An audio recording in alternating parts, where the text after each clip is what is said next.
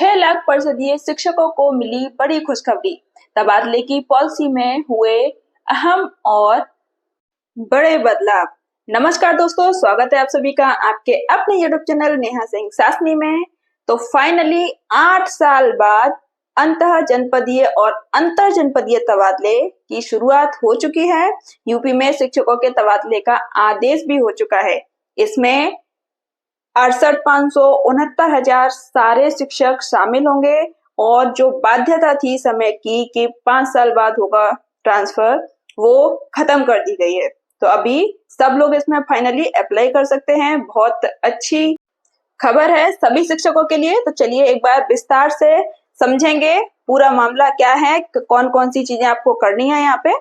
चलिए ये चीजें हम पॉइंट टू पॉइंट समझेंगे कि क्या क्या चीजें, क्योंकि देखिए बहुत सारे इसमें बदलाव हुए हैं। तो कुछ चीजें आपके हित में हैं, कुछ चीजें अहित नहीं कह सकते, लेकिन हाँ, जैसे आपकी सीनियरिटी का हुआ, जब आप दूसरे जिले में जाएंगे तो यहाँ पे एक चीज के साथ आपको कॉम्प्रोमाइज करना पड़ेगा कि आपकी जो सीनियरिटी होगी वो खत्म हो जाएगी और आप वहां पर सबसे जुड़। उत्तर प्रदेश परिषदीय स्कूलों में कार्यालय शिक्षक शिक्षिकाओं के लिए बड़ी खबर है। उनके लिए तबादले की पॉलिसी में बड़ा बदलाव किया गया है, जो कि सत्र 25-26 2025-2026 के लिए लागू होगा। ट्रांसफर पॉलिसी में बदलाव होने से शिक्षकों के लिए अब एक से दूसरे जिले में जाने के लिए 5 साल की सेवा की जो अनिवार्यता थी उसे समाप्त कर दिया गया है। बेसिक शिक्षा में ऐसा पहली बार हुआ है कि 5 साल की सेवा की बाध्यता खत्म हुई हो। एक से दूसरे जिले में तबादले की प्रक्रिया एनआईसी द्वारा विकसित सॉफ्टवेयर के माध्यम से संपन्न कराई जाएगी, लेकिन तबादला लेने वाले शिक्षकों को अपनी सर्विस के साथ यह समझौता भी करना होगा कि जब वह एक से दूसरे जिले में ट्रांसफर लेंगे तो वहां उनकी वरीयता सूची में उन्हें सबसे नीचे रखा जाएगा। मतलब उनका वहां पर उन्हें सबसे जूनियर बना दिया जाएगा। तो आपकी जो सीनियरिटी होगी वो खत्म हो जाएगी।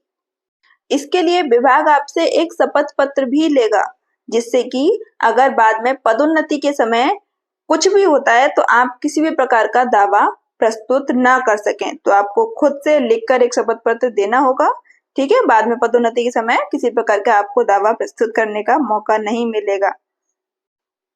अंतर जनपदीय ट्रांसफर में 68,500 और 69,000 सहायक अध्यापक भर्ती की शिक्षक भी पहली बार शामिल होंगे। समय अवधि की टर्म एंड कंडीशंस खत्म होने से शिक्षकों को बड़ा फायदा होगा, जिससे वह अपने जनपद में जा सकेंगे। तो दोस्तों ये सारे बदलाव किए गए हैं नई पॉलिसी में। एक बार और इसके हाईलाइटेड पॉइंट्स को जल्दी से शॉर्ट में हम देखेंगे। तो नंबर 1 है अंतर जनपदीय स्थानांतरण में समय की बाध्यता को खत्म किया गया है।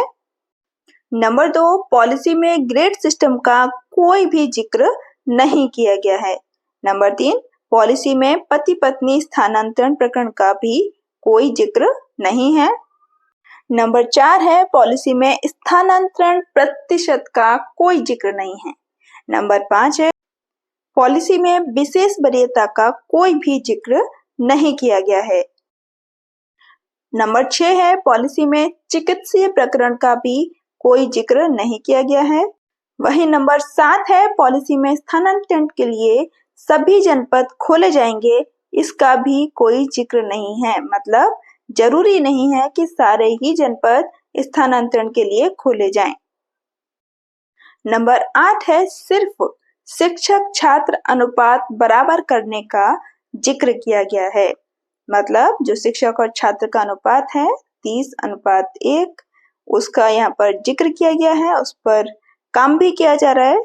तो ये सब पॉइंट्स के बदलाव हुए हैं नई पॉलिसी में। बाकी जानकारी के लिए आपको वेट करना होगा सचिव महोदय का, उनका लेटर आने का, उनके निर्देश जारी होने का।